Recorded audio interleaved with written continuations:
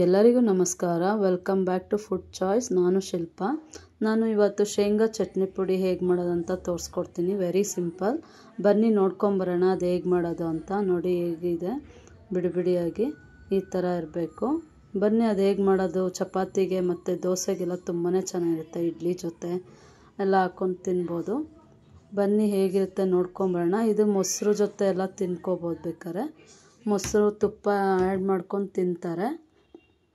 ನಮ್ಮನೇಲಿ ತುಪ್ಪ ಆ್ಯಡ್ ಮಾಡ್ಕೊಂಡು ತಿಂತೀವಿ. ನೋಡಿ ನಾನಿಲ್ಲಿ ಅರ್ಧ kg ಕಡಲೆ ಬೀಜ ತೊಗೊಂಡಿದ್ದೀನಿ.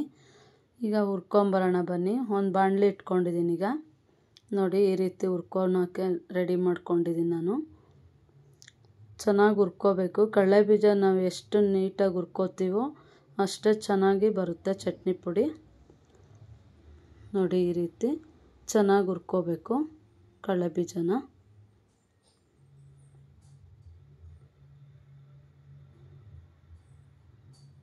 ಹೈ ಫ್ಲೇಮಲ್ಲೇ ಇಟ್ಕೊಂಡು ನಾನು ಹುರ್ಕೋತಾ ಇದ್ದೀನಿ. ನೋಡಿ ಈ ರೀತಿ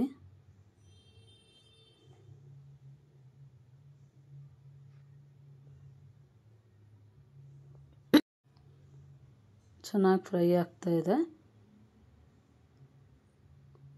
ಈಗ ಸೈಡಿಗೆ ಎತ್ತಿಟ್ಕೊಂಬಿಡೋಣ. ಈಗ ನಾನಿಲ್ಲಿ ಸಪ್ರೇಟ್ ಒಂದು ಒಗ್ಗರಣೆಗೆ ಹಾಕ್ಕೊತಾ ಇದ್ದೀನಿ. ಒಂದು ಸ್ವಲ್ಪ ಎಣ್ಣೆ ಹಾಕ್ಕೊಂಡಿದ್ದೀನಿ, ಒಂದು ಸ್ಪೂನಷ್ಟು. ಹುಣಸೆಹಣ್ಣು ಹಾಕ್ಕೋತಾ ಇದ್ದೀನಿ ಒಂದು ಸ್ವಲ್ಪ.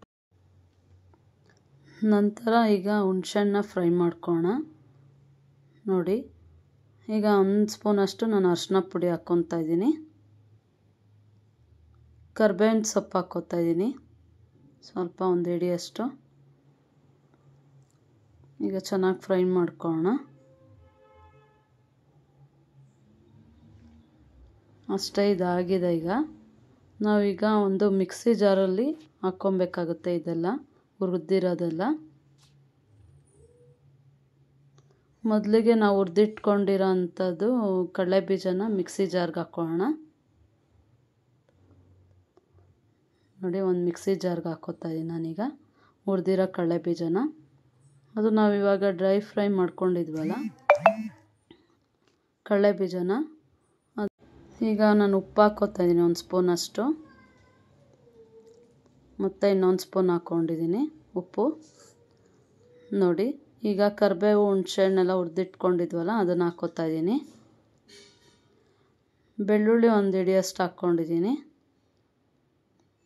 ತುಂಬಾ ಟೇಸ್ಟಿಯಾಗಿರುತ್ತೆ ಫ್ರೆಂಡ್ಸ್. ಮನೇಲಿ ಟ್ರೈ ಮಾಡಿ, ಹೇಗಿತ್ತು ಅಂತ ಕಮೆಂಟ್ ಮಾಡಿ.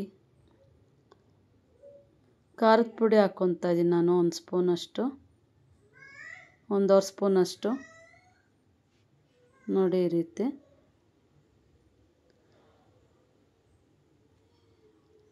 ಬೆಲ್ಲ ಹಾಕ್ಕೋತಾ ಇದ್ದೀನಿ ಸ್ವಲ್ಪ.